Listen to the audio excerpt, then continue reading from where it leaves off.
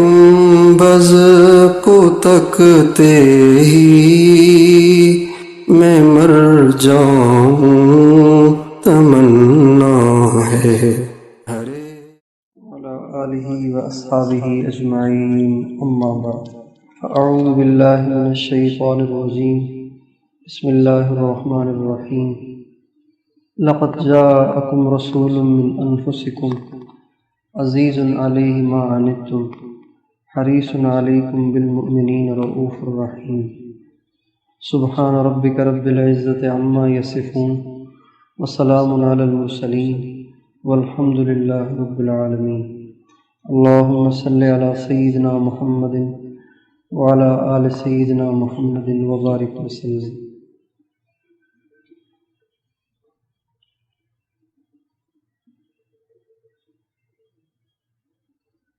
ہماری یہ بڑی خوش قسمتی اور سعادت ہے کہ اللہ تعالیٰ نے ہمیں اس پوری کائنات کے سب سے زیادہ مقدس اور محترم اور مبارک شہر میں جمع فرمایا ہے۔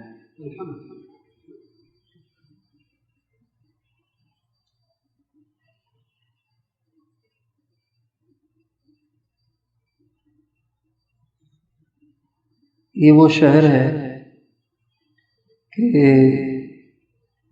اللہ تعالیٰ نے اس کی محبت کو دنیا کے ہر مسلمان کے دل میں ڈال دیا ہے۔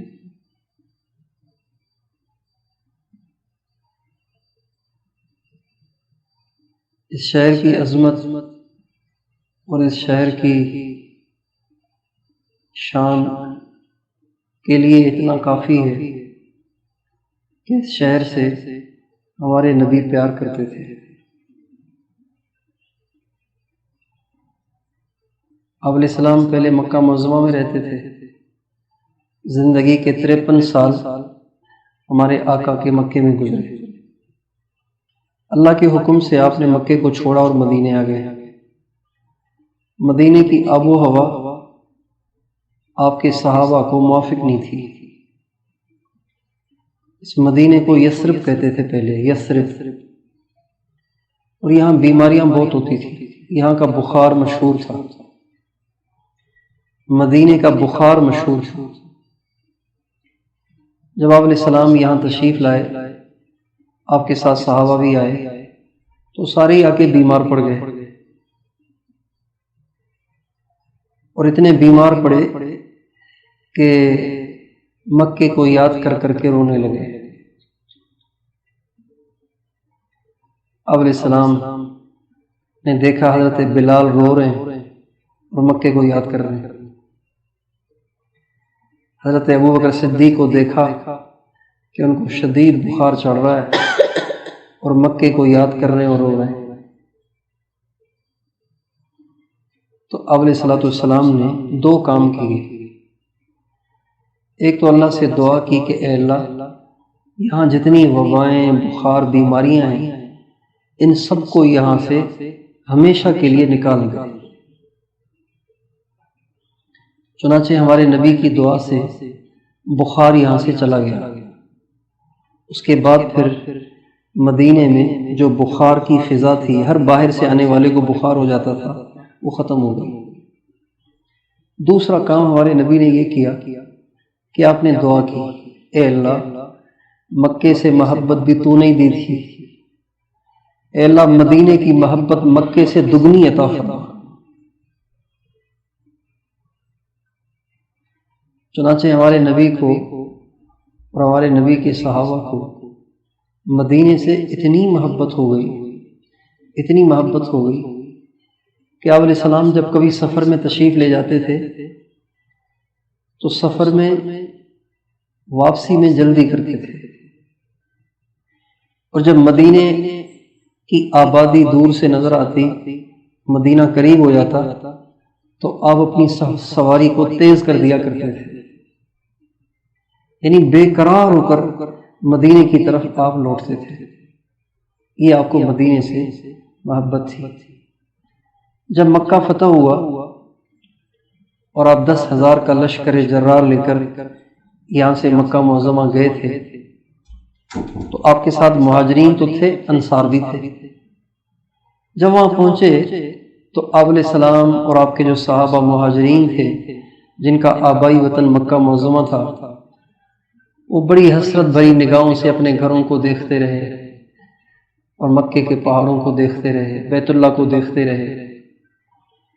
جب ان کی ان شوقیہ نگاہوں کو انصار نے دیکھا تو آپس میں کہنے لگے، لگتا ہے کہ اب حضور واپس نہیں چلیں گے۔ جس شوق کے ساتھ، جس حسرت کے ساتھ آپ مکے کے در و دیوار کو دیکھ رہے ہیں، لگتا ہے کہ اب مکے سے واپس نہیں جائیں گے، اس لیے کہ مکے سے تو نکلے تھے مجبوری میں، جب وہ مجبوری ختم ہو گئی اور مکہ سارا مسلمان ہو گیا اور فتح ہو گیا تو اب مدینے جا کے کیا کریں گے؟ تو انصار کو یہ بڑی پریشانی ہو رہی تھی کہ اگر آپ علیہ السلام نے فرما دیا کہ بھائی آپ لوگ واپس جائیں، ہم یہیں ہیں، چونکہ ہمارا گھر ہمیں واپس مل گیا ہے، تو انصار سوچتے تھے کہ کیا ہوگا، حضور کے بغیر مدینے میں تو جی نہیں لگے گا۔ تو جبریل علیہ السلام کے ذریعے سے اللہ تعالیٰ نے ہمارے نبی کو بتایا کہ انصار یوں کہہ رہے ہیں۔ جو ہی آپ کو بتایا گیا تو علیہ السلام نے انصار کو بلایا اور فرمایا، انصار گھبراؤ نہیں، میں نے یہ طے کر رکھا ہے کہ میرا جینا تو جینا، میرا مرنا بھی مدینے میں ہوگا۔ المحیا محیاکم والممات مماتکم، میرا جینا بھی تمہارے ساتھ ہے، مرنا بھی تمہارے ساتھ ہوگا۔ تو مدینہ آپ کو بہت محبوب تھا، ہمارے لیے اس سے زیادہ احترام اور محبت اور عزت کی اور اس سے بڑی کیا وجہ ہوگی کہ ہمارے آقا جو دنیا میں سب سے بڑے ہیں، سارے نبیوں کے سردار ہیں، سارے نبیوں کے امام ہیں، سارے اچھوں سے اچھے ہیں، رحمت للعالمین ہیں، وہ خود یہاں آرام فرما ہے۔ جس مٹی میں اور آپ اس وقت موجود ہیں، جس سرزمین پہ ہم اور آپ موجود ہیں، آپ ذرا سوچیں تو صحیح، اس سرزمین میں خود آقائے دو جہاں ہیں، اللہ اکبر کبیر، سرکار دو جہاں خود یہاں آرام فرما ہے اور موجود ہیں۔ ہمارا تو عقیدہ ہے کہ ہمارے نبی زندہ ہیں، ہمارے نبی مدینے میں موجود ہیں، اور اللہ تعالیٰ نے آپ کو ایک کمرے میں رکھا ہے، آپ اس کمرے کے اندر تشریف فرمائیں، آنے والوں سے باخبر ہیں، آنے والوں کا سلام سنتے ہیں، ان کے سلام کا جواب بھی دیتے ہیں، ان کو پہچانتے بھی ہیں کہ کون آیا ہے، اور ان میں سے کوئی دعا کی درخواست کرے تو آپ دعا بھی فرماتے ہیں، اس لیے کہ آپ کی عادت شریفہ یہ تھی کہ آپ نے ساری زندگی کبھی سائل کو منع نہیں کیا، آپ نے کبھی اپنے در پہ آنے والے سائل کو کبھی منع نہیں کیا۔ تو جو ہزاروں میل سے سفر کر کے آپ کی محبت میں، آپ کے عشق میں، آپ کے روضے اقدس پہ کھڑے ہو کے سلام پڑھیں اور دعا کی درخواست کریں، تو یہ کیسے ہو سکتا ہے کہ رحمت للعالمین ہو کر آپ اس کی دعا کو اگنور کر دیں، لاپرواہی اختیار کریں؟ ایسے نہیں ہو سکتا۔ حضرت شیخ الحدیث مولانا محمد زکریا صاحب رحمۃ اللہ علیہ نے بہت سے واقعات لکھے ہیں اپنی مختلف کتابوں میں۔ فضائل حج میں بھی بہت واقعات ہیں، فضائل درود شریف میں بھی ہیں، اور حضرت شیخ کی جو اپنی سوانح عمری ہے جس کا نام آپ بیتی ہے، اس میں بھی ہے۔ حضرت شیخ فرماتے ہیں کہ پہلی دفعہ جب میں حج کے لیے آیا، یہ بات ہے 1918 کی، پہلی دفعہ حضرت شیخ مولانا زکریا صاحب حج کے لیے آئے تو فرمانے لگے کہ اس وقت اونٹوں پہ آتے تھے، ہم اونٹوں پہ آتے تھے مکے سے مدینے، 1 ہفتے کا سفر تھا، مکے سے مدینے اونٹوں پہ آتے تھے۔ تو جس اونٹ پہ ہم آئے تھے وہ اونٹ مر گیا.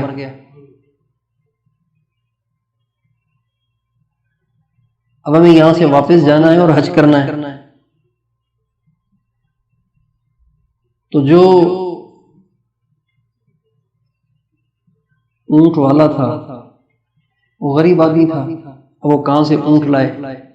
سواریاں مجبور کریں اونٹ والے کو کہ بھئی آپ اونٹ پیدا کریں ہمیں پہنچائیں ورنہ ہمارا حج خراب ہو جائے گا، حج کے دن گزر جائیں گے.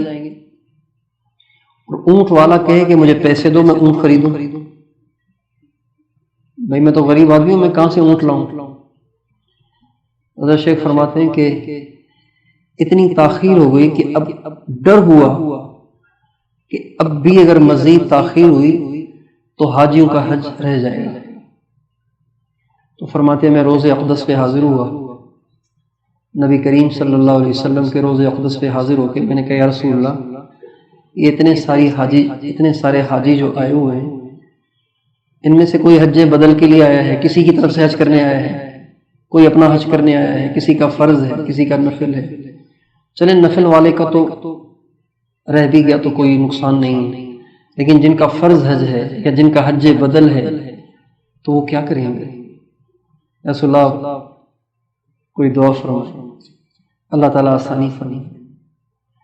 حضرت شیخ لکھتے ہیں کہ یہ بات روز اقدس پر کہتے ہی جب میں باہر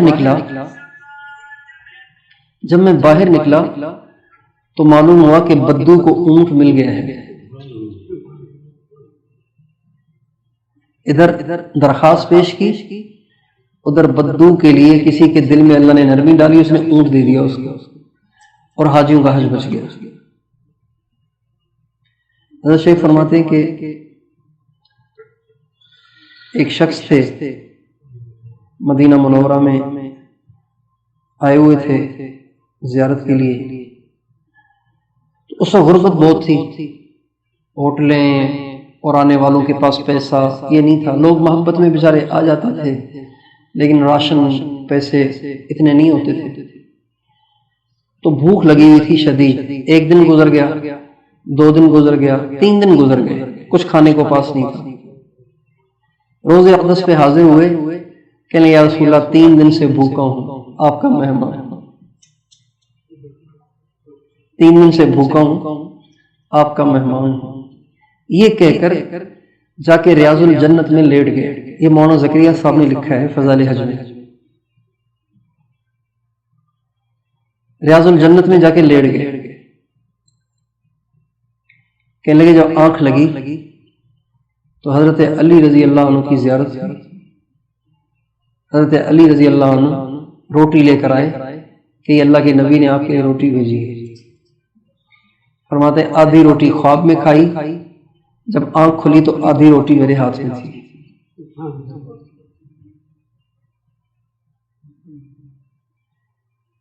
تو ہم جس شہر میں بھی بیٹھے ہوئے ہیں یہ شہر اللہ کے نبی کا شہر ہے. اور اللہ کے نبی یہاں اللہ کے نبی کی نعوذ باللہ ہڈیاں نہیں ہیں، یہاں اللہ کے نبی خود ہیں. آپ علیہ السلام کا ارشاد ہے کہ انبیاء زندہ رہتے ہیں صرف تھوڑی دیر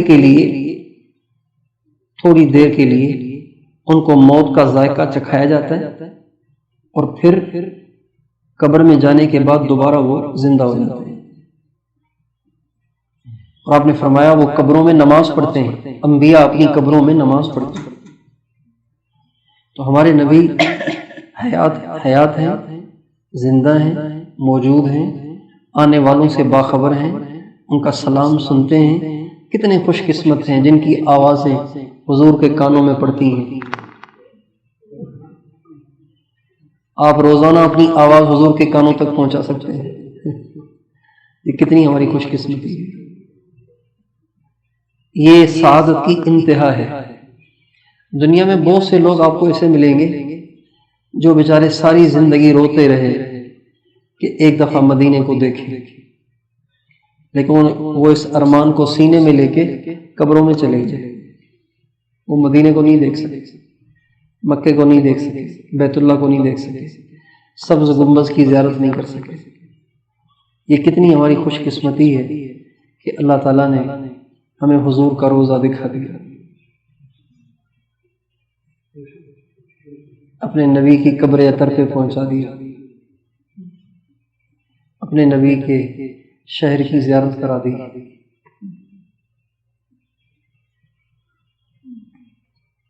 ہمارے بزرگوں میں سے ایک بزرگ کا شعر ہے، وہ دن خدا کرے کہ مدینے کو جائیں ہم، خاک در رسول کا سرما لگائیں ہم۔ تو وہ دن ہمارا تو آ گیا، ہم تو آ گئے مدینے میں۔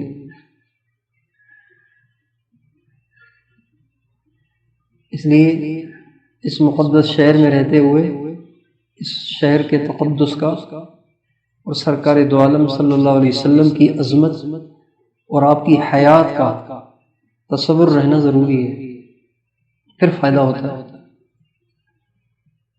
اور اگر اس شہر کے تقدس کا استحضار نہ ہو، اللہ کے نبی کی حیات کا استحضار نہ ہو، تو انسان پھر اونچی آواز میں بولتا بھی رہتا ہے، گپیں بھی لگاتا رہتا ہے، ہنستا بھی رہتا ہے، اور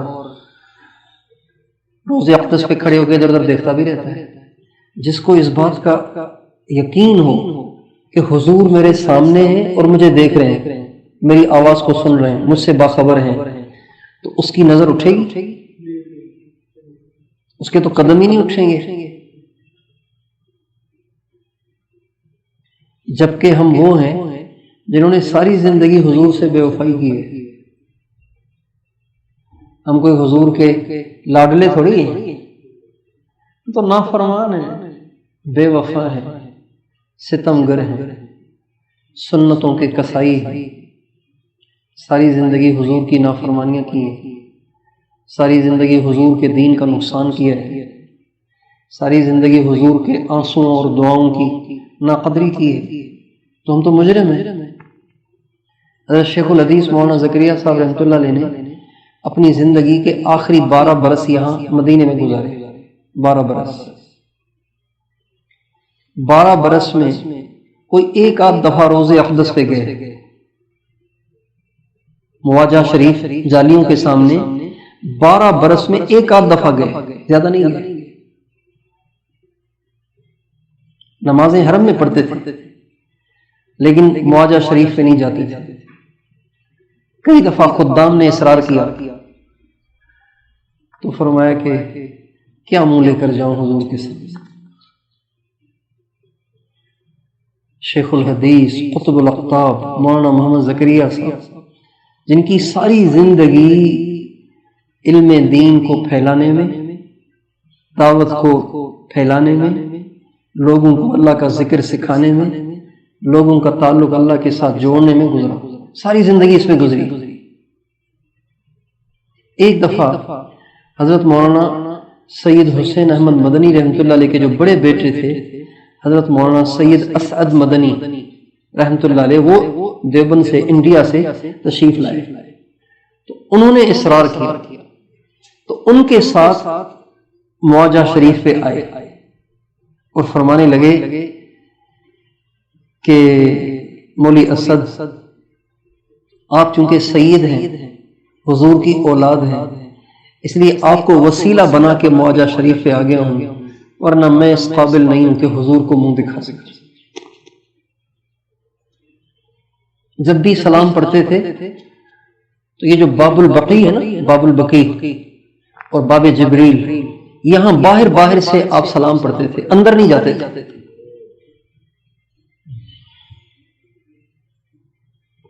اتنے بڑے اللہ والے، تو ہماری آپ کی کیا اوقات ہے؟ اگر ہمیں ہمارے جرائم، ہماری گندگیوں، ہماری سیاہکاریوں، ہماری برائیوں، بدکاریوں کا احساس ہو تو ہمارے قدم تو جالیوں کی طرف اٹھے ہی نہیں، چاہے جائے کہ ہم جالیوں پہ جا کے در و دیوار دیکھتے رہیں۔ حضرت مولانا سعید احمد خان صاحب رحمۃ اللہ علیہ مدینہ منورہ میں ہی دفن ہے، جنت البقیع میں۔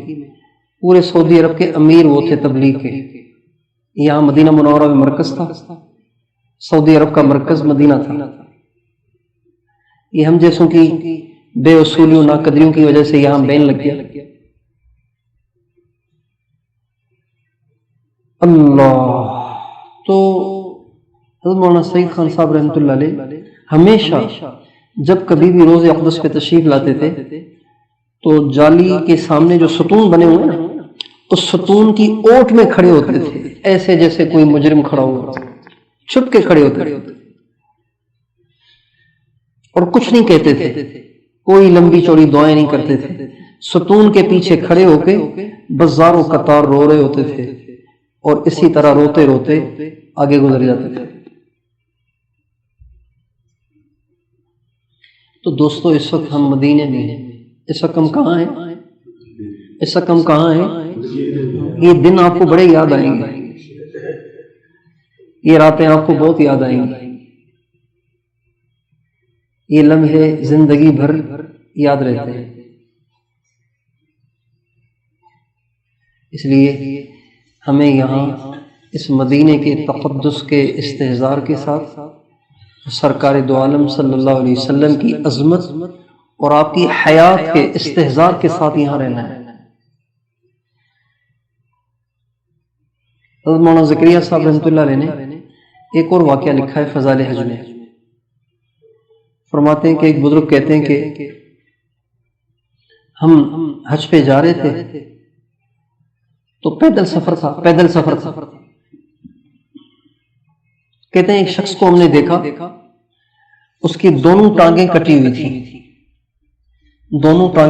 تھی اور وہ سرین کے بل گھسٹ رہا تھا۔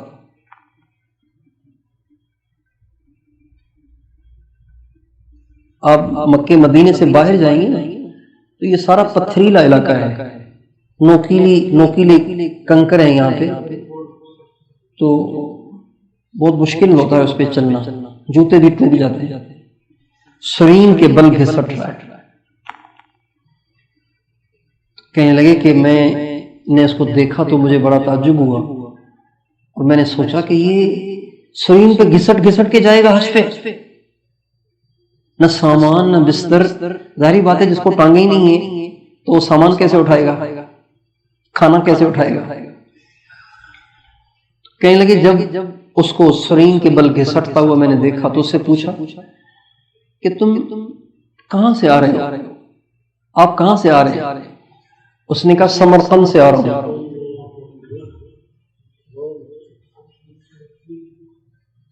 سمرقند یعنی روس، سرین کے بل گھسٹ کے سمرقند سے آ رہا ہوں۔ کہا مجھے بڑی حیرت ہوئی، میں نے پوچھا کب سے چل رہے ہو؟ کہا 10 سال ہو گئے ہیں اس طرح گھسٹتے ہوئے۔ کتنے سال ہو گئے؟ 10 سال گھسٹتے ہوئے ہو گئے ہیں، اس شوق میں کہ کبھی تو مدینے پہنچوں گا، کبھی تو مکے پہنچوں گا۔ کہنے لگے جب مجھے بہت زیادہ حیرت ہونے لگی تو مجھ سے اس نے کہا حیرت نہ کرو، محبت ہو تو سب آسان ہے، حیرت نہ کرو، محبت ہو تو سب آسان ہے۔ یہ وہ مکہ ہے، یہ وہ مدینہ ہے کہ جہاں پہ بڑے بڑے اولیاء کی گردنیں نہیں اٹھتی تھی۔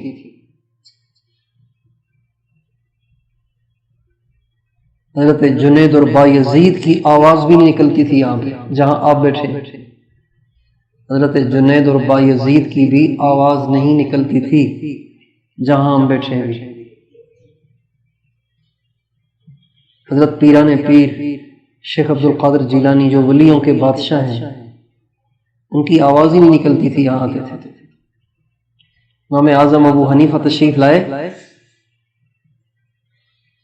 تو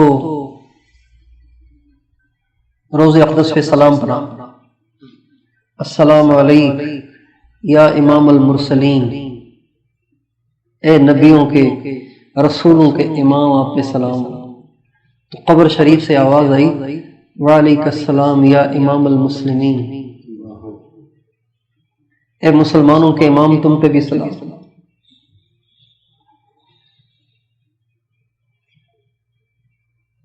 آپ اندازہ لگائیے ان کا کیا مقام ہوگا۔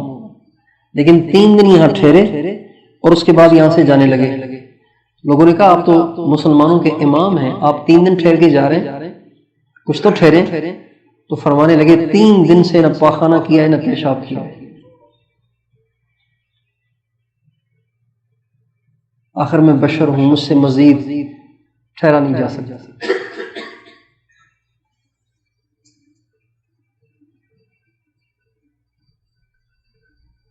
اس لیے بہت زیادہ ادب کا مقام ہے، بہت زیادہ ادب کا مقام ہے۔ ایک تو درود شریف کثرت سے پڑھے، اتنا زیادہ ہو سکے پڑھے۔ 1000 دفعہ پڑھنے میں 20 منٹ لگتے ہیں، 1000 دفعہ پڑھنے میں صرف 20 منٹ لگتے ہیں۔ 1 گھنٹے میں 3000، 2 گھنٹے میں 6000، 3 گھنٹے میں 9000، 4 گھنٹے میں 12000، 5 گھنٹے میں 15000۔ ہر آدمی پڑھ سکتا ہے، اس کے لیے بیٹھنا ضروری تھوڑی ہے، چلتے پھرتے پڑھتے پڑھتے۔ تسبیح پہ گننا ذرا مشکل ہوگا تو کاؤنٹر لے لو، اس پہ گنتی ذرا آسان ہوتی ہے۔ لمبی تعداد کو گننے کے لیے کاؤنٹر ذرا آسان۔ 6 گھنٹے پڑھیں تو 18000 پڑھ لیں۔ ہمارے حضرت مولانا طلحہ کاندھیلوی رحمۃ اللہ علیہ، حضرت مولانا زکریا صاحب کے جانشین تھے، بیٹے تھے، ابھی 2 سال پہلے انتقال ہوا ان کا۔ روزانہ 40000 مرتبہ درود پڑھتے تھے۔ ہمارے ایک بزرگ تھے حضرت بابو جی عبداللہ صاحب، میر پور خاص، سندھ میں میر پور خاص ہے، وہاں کے تھے۔ وہاں جو تبلیغ کا کام اللہ نے اٹھایا چلایا وہ ان کی برکت سے، بابو جی عبداللہ صاحب روزانہ 24000 دفعہ درود پڑھتے تھے، اور فرماتے تھے اس کی برکت سے جب چاہتا ہوں حضور کو دیکھ لیتا ہوں، جب چاہتا ہوں زیارت کر لیتا ہوں۔ درود شریف کی کثرت کریں، لایانی کا ایک بول بھی نہ بولیں، بالکل نہ ہنسیں، بہتر ہے بالکل کسی سے رابطہ نہ کریں، کیونکہ یہ لمحے دوبارہ واپس نہیں آئیں گے، یہ موقع پھر نہیں ملیں گے۔ نبی کریم صلی اللہ علیہ وسلم کی صحبت سے بڑھ کر دنیا کی کوئی صحبت نہیں ہے۔ اس وقت آپ ان کی صحبت میں ہیں جن کی صحبت سے ابو بکر صدیق ہوئے، عمر فاروق ہوں، عثمان ذو النورین ہوں، علی مرتضیٰ ہوں، ان کی صحبت میں ہیں۔ موسیٰ علیہ السلام بھی جن کے محتاج ہیں، ابراہیم علیہ السلام بھی جن کے محتاج ہیں، عیسیٰ علیہ السلام، حضرت آدم علیہ السلام بھی جن کے محتاج ہیں، ان کی صحبت میں ہیں آپ۔ اور یہ نہیں کہ ان کو پتہ ہی نہیں کہ کون آیا کون گیا، یہ بھی نہیں، آپ سب کو وہ جانتے ہیں، پہچانتے ہیں، ان کو پتہ ہے کہ آپ آئے ہیں، اور وہ یہ بھی جانتے ہیں کہ آپ ان کے لیے دل میں کتنا شوق اور کتنی محبت اور عشق رکھتے ہیں، یہ بھی ان کو پتہ ہے۔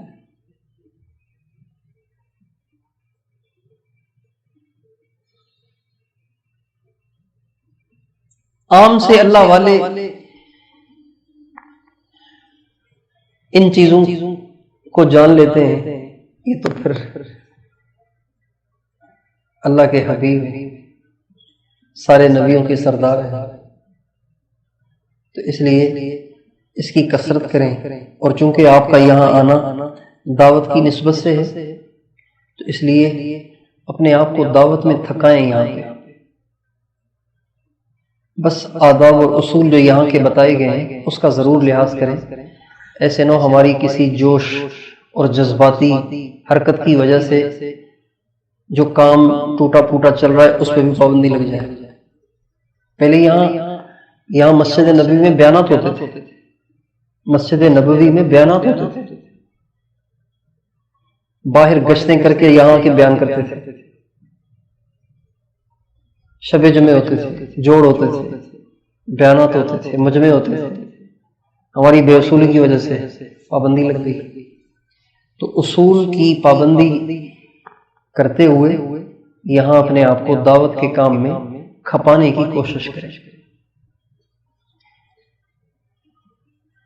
یہاں کے ایک شورا والے بزرگ کو نبی کریم صلی اللہ علیہ وسلم کی زیارت ہوئی اور آپ علیہ السلام نے فرمایا مولوی سعید خان مجھے بہت اچھا لگتا ہے، اس لیے کہ میرے کام کی وجہ سے وہ بعض دفعہ میرے روزے پہ سلام پڑھنے کے لیے بھی نہیں آ پاتا، میرے کام کی وجہ سے بعض دفعہ سلام پڑھنے سے بھی رہ جاتا ہے، اس لیے مجھے بہت اچھا لگتا ہے۔ اس لیے کہ ایک عاشق کے لیے روز اقدس پہ حاضر ہو کے سلام پڑھنے سے زیادہ لذیذ کوئی اور عمل نہیں ہے، اس لیے کہ آقا کے سامنے حاضری ہے، تو اس لیے بہت زیادہ اپنے آپ کو تھکائیں اور روئیں اللہ کے سامنے، اور سارا دن محنت کر کے پھر رات کو روز اقدس پہ حاضر ہو کے سلام پڑھ کے اپنے دن کی ساری کارگزاری سنایا کریں۔ ایک کارگزاری آپ رائے میں سناتے ہیں، ایک کارگزاری یہاں سے۔ مرکز تو یہ ہے، رائے تو ایک شاخ ہے اس کی چھوٹی سی، مرکز تو مدینہ ہے۔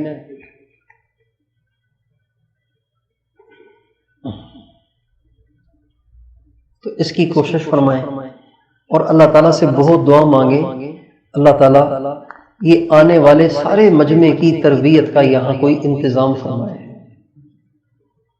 لوگ آتے ہیں محبت لے کے، عشق لے کے، ضرورت اس بات کی ہے کہ ایسا کوئی انتظام ہو کہ اس مجمع کو صحیح رخ پہ یہاں ڈالنے کے لیے کوئی ذریعہ ہو۔ اتنے نرم ہوتے ہیں یہاں لوگوں کے دل، کچھ نہ کچھ۔ 2010 کی بات ہے، روز اقدس سے باہر چھتریوں کے ایک پلر سے ٹریک لگا کے بیٹھا ہوا تھا، مجھے کمر میں درد تھا تو بیٹھا ہوا تھا، تو ایک پاس آ کے آدمی بیٹھا اور زارو قطار رو رہا تھا، چہرے پہ داڑھی واڑی نہیں تھی، رو رہا تھا زارو قطار۔ میں نے سلام کیا، دعوت دینے کے لیے سلام کیا، اختلاط کرنے کے لیے حال احوال لیے۔ میں نے کہا آپ کہاں سے ہیں؟ کہنے لگے فیصل آباد میں کے قریب ہے سمندری، وہاں سے آئے ہیں۔ میں نے کہا آپ رو کیوں رہے ہیں؟ کہنے لگے رو اس بات پہ رہا ہوں کہ مجھ میں انہیں کیا خوبی نظر آئی کہ مجھے یہاں بلا لیا۔ میں نے تو کبھی ساری زندگی جمعہ بھی نہیں پڑھا، میں نے تو زندگی بھر کبھی جمعہ بھی نہیں پڑھا، اور میرے جیسے کو بھی بلا لیا، میرے جیسے کو بھی یاد کر لیا، اس پہ رو رہا ہوں۔ تو یہ صرف ان کی کارگزاری نہیں ہے، یہ آئے ہوئے لاکھوں حاجیوں میں سے ہر ایک کو جب آپ لے کے بیٹھیں گے نا، وہ اندر سے پھٹے گا تو روئے گا، بتائے گا آپ کو کہ میں کن قربانیوں سے حضور کا روزہ دیکھنے یہاں آیا ہوں۔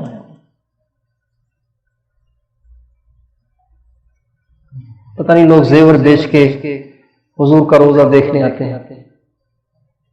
ابھی ہمارے ساتھی آئے تھے، ان کی بیوی نے زیور بیچ کے ان کو بھیجا، جاؤ جا کے حضور کا روزہ دیکھ کے۔ اللہ، تو اس لیے بہت اللہ سے دعا کریں کہ اللہ تعالیٰ یہاں پر آنے والے مہمانوں کی تربیت کا بھی کوئی انتظام فرمائے۔ اور یہاں تربیت کا انتظام اگرچہ بظاہر نہیں ہے، لیکن حضور کی نظروں سے جو گزر رہا ہے نا، انشاءاللہ یہ بیکار نہیں ہے۔ ہم نے بہت دیکھے، ساری زندگی ان کے پیچھے گشتیں کر کر کے ان کو کوئی اثر نہ ہوا، قسمت سے عمرے پہ آ گئے اور جا کے زندگی تبدیل کر دی، داڑھی بھی رکھ لی، نمازیں بھی شروع کر دی۔ بھائی کیا ہوا ہے؟ ان کو کچھ چلا ولا لگا کیا کہ نہیں عمرہ کر کے؟ تو دنیا میں حضور کی نظر سے بڑی نظر تو کوئی نہیں ہے نا۔ تو اللہ سے دعا بھی کریں اور بہت روئیں اللہ کے سامنے یہاں۔ اللہ تعالیٰ سارے مسلمانوں کو یہاں کی حاضری نصیب فرمائے اور امت کے لیے بہت دعائیں کریں۔ اللہ تعالیٰ ساری امت کو آپس میں ایک کر دے، جلد از جلد اللہ تعالیٰ کوئی ایسا انتظام کر دے کہ اللہ تعالیٰ ساری امت کو ایک کر دے، امت کی پریشانیاں دور کر دے۔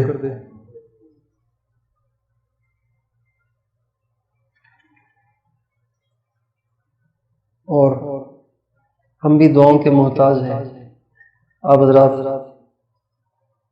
دو حیثیتوں سے نبی کریم صلی اللہ علیہ وسلم کے مہمان ہیں. ایک تو عمرے کی وجہ سے آپ حضور کے مہمان ہیں، اور ایک دعوت کی وجہ سے آپ حضور کے مہمان ہیں. تو آپ کو دوہری نسبت حاصل ہے اس وقت. اللہ کے راستے کے مہمان بھی ہیں، دعوت کے راستے کے مہمان بھی ہیں، اور عمرے کے راستے کے ہم مہمان بھی ہیں. تو آپ کی دعائیں ہماری دعاؤں سے زیادہ قبول ہیں. تو ہم بھی دعاؤں کی درخواست کرتے ہیں آپ سے. اللہ تعالی ہم سب سے راضی ہو جائے، اپنی رضا کے مطابق ہم سے موت تک دین کا کام لے، اور خدا کرے کہ زندگی کے آخری ایام یہی ہوں، آخری سانس یہی ہوں، اور اسی بقی کے کسی کونے میں اللہ ہمیں بھی چند فٹ جگہ دے دے. اس کے ہاں کیا کمی ہے. ہمارے بھائی یامین صاحب کراچی والے ساری زندگی پاکستان میں گزاری، عمرے کے لیے یہاں آئے، اور جس دن پہنچے اس دن بخار ہوا، اور شب جمعہ حدیث میں آتا ہے جو شب جمعہ یا جمعے کے دن فوت ہوگا قبر میں اس سے حساب نہیں ہوگا.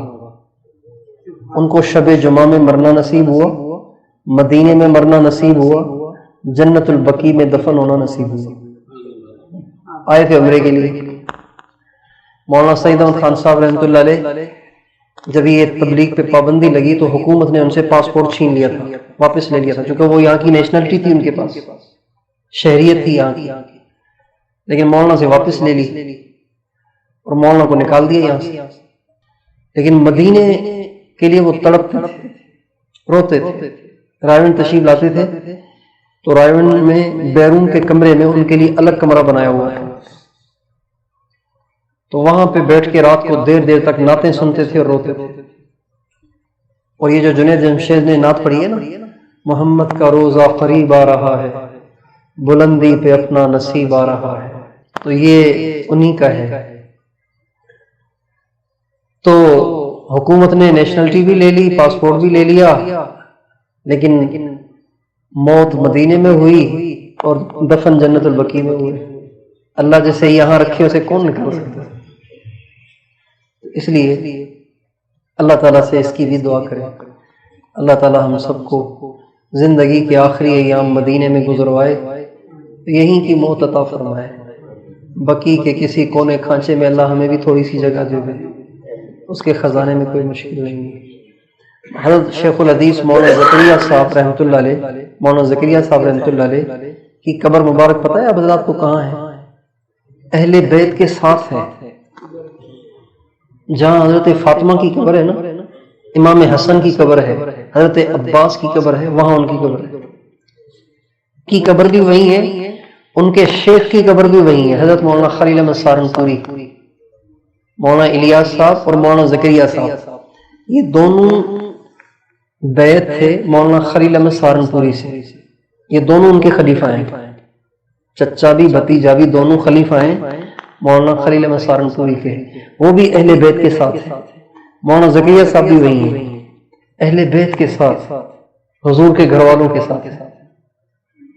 اس لیے اللہ تعالی ہمیں بھی کسی کونے میں جگہ دے دے، اس کے خزانوں میں کیا کمی ہے. ٹھیک ہے انشاءاللہ.